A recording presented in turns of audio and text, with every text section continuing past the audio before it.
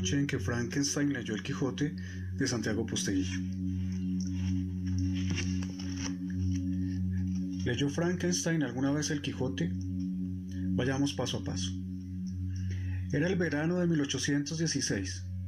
Mary Shelley y su esposo, el también escritor Percy Bysshe Shelley, acudieron a Suiza, a una hermosa casa en las montañas que su amigo Lord Byron tenía en aquel lugar. Allí disfrutaban todos los invitados de un maravilloso verano alpino, henchido de bosques, valles y senderos por los que a menudo caminaban para ejercitarse, al tiempo que así admiraban los espectaculares paisajes de aquel territorio. Pero un día, uno de esos frecuentes cambios meteorológicos propios de las zonas montañosas, las nubes taparon el sol y las lluvias interrumpieron sus excursiones. Y no solo por una jornada o dos, sino que la lluvia pareció encontrarse cómoda entre aquellas laderas verdes y decidió instalarse por un largo periodo. Byron, el matrimonio Shelley y el resto de los invitados optaron entonces por reunirse a la luz de una hoguera que ardía en una gran chimenea de la casa en la que se habían instalado. Y allí, entre copa y copa de vino, deleitarse en la lectura en voz alta que Percy Shelley realizaba de diferentes clásicos de la literatura. Percy Shelley era un reconocido poeta que, como Byron, había tenido que escapar de Inglaterra por el tono revolucionario de muchos de sus poemas contra el gobierno conservador británico. El caso es que Percy sabía leer en público o declamar de modo que agitaba los corazones o despertaba la imaginación de quien la escuchara. Lo sabemos con detalle porque todo esto nos lo cuenta la propia Mary Shelley, su esposa, por un lado, en el prólogo a su obra Frankenstein, y por otro, en su propio diario personal, en donde día a día la intrépida autora se tomaba la molestia de dejar constancia de todo aquello que había hecho cada jornada. Unos escritos que ahora constituyen una pequeña gran joya para críticos literarios y curiosos de toda condición, entre los que me incluyo. Así, Mary nos describe cómo Lord Byron, uno de esos interminables días de tormenta veraniega, sin posibilidad de poder salir a la montaña o realizar cualquier otra actividad en lo exterior de la casa, se levantó y lanzó un gran reto. Como no podía ser de otra forma, teniendo en cuenta a muchos de los allí presentes, se trataba de un reto literario. Os propongo un concurso. ¿Qué tipo de concurso?, preguntó Percy, intrigado y poniendo palabras a la curiosidad de todos los presentes. Propongo, empezó entonces Lord Byron, que cada uno de nosotros escriba un relato, una historia de terror, dijo bajando la voz, envuelto en las sombras que proyectaba el fuego de la chimenea. Y el que consideremos como el relato más terrorífico, ese ganará el concurso. Era sin duda un desafío apasionante, y más aún teniendo en cuenta el saber hacer literario de muchos de los allí reunidos. Pero la brillante idea, no obstante, cayó en el olvido con rapidez en cuanto salió el sol y regresó el buen tiempo. Byron y Percy Shelley eran grandes escritores, pero inconstantes. Los hombres ya se sabe. Y pronto dejaron las plumas y la tinta y las palabras escritas y se adentraron de nuevo en los hermosos bosques de los Alpes. Por el contrario, Mary Shelley, mucho más disciplinada que cualquiera de sus amigos masculinos, no se dejó distraer o tentar por las maravillas de la naturaleza, sino que prefirió permanecer en aquella casa día a día, noche a noche. Engendró la maravillosa novela titulada Frankenstein o el moderno Prometeo. Por cierto, Frankenstein no es el monstruo o la criatura, como cariñosamente la define la propia Mary Shelley, sino Victor Frankenstein, el doctor que la crea, aunque todos pensamos siempre en esa criatura cuando oímos el apellido del doctor alemán, que entre otras cosas era suizo.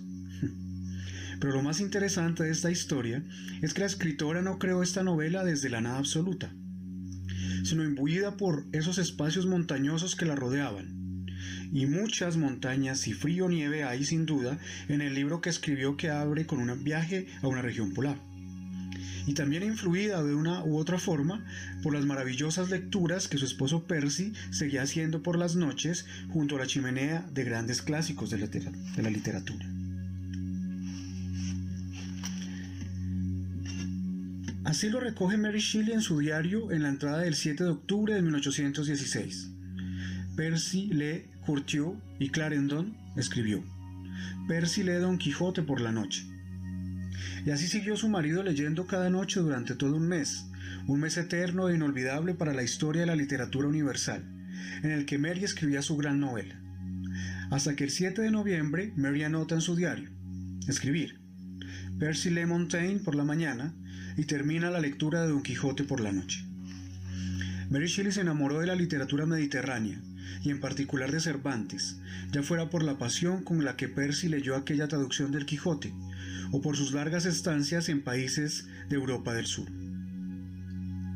El hecho es que Mary Shelley, años después, entre 1835 y 37, escribía la más bien documentada y aún más que interesante vida de los más eminentes hombres de la ciencia y la literatura de Italia, España y Portugal, donde, entre otros muchos autores italianos y portugueses, biografiaba también las vidas de poetas y dramaturgos y novelistas españoles como Boscán, Garcilaso de la Vega, Cervantes, Lope de Vega, Góngora, Quevedo o Calderón de la Barca.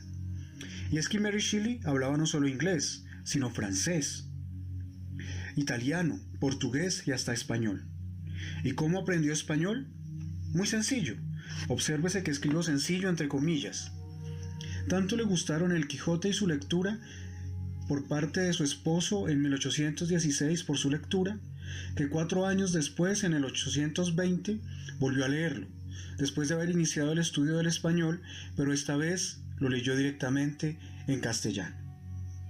Hay muchas relaciones entre el Quijote y la novela de Frankenstein que voy a omitir por cuestiones de tiempo.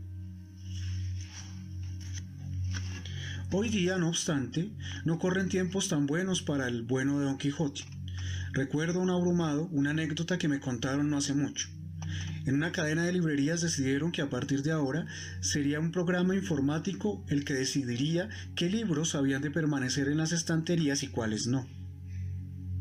A la hora de realizar el trabajo de retirada de los ejemplares que no eran vendidos, se externalizaba el trabajo contratando a alguien para esa tarea concreta, para ver qué libros marcaba en rojo el programa, buscarlos en los anaqueles y retirarlos en cajas. El caso es que el programa informático no atendía ni siquiera el hecho de que ciertas obras maestras de nuestra literatura han quedado reducidas a lecturas obligatorias de diferentes estudios y que, por lo tanto, solo se venden al principio del curso académico.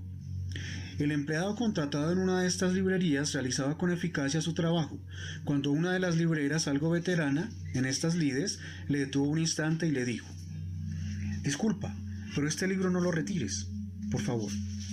El muchacho, que estaba siendo concienzudo en su tarea, tuvo miedo de que se detectara que no había sido escrupuloso en la realización del trabajo para el que había sido contratado.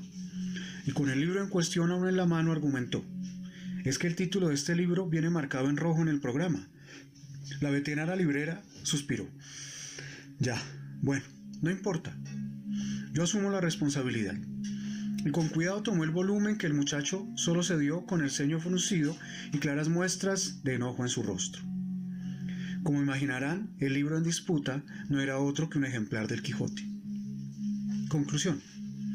Si Mary Shelley aprendió español para poder no ya leer, sino degustar el Quijote, ¿no deberíamos todos los que ya tenemos la fortuna de saber español encontrar algún momento de nuestra vida para zambullirnos, aunque sea un rato, en alguno de los maravillosos relatos que pueblan la irrepetible historia del maravilloso Don Quijote? Y pronto, antes que los programas informáticos decidan que ya no debemos leerlo.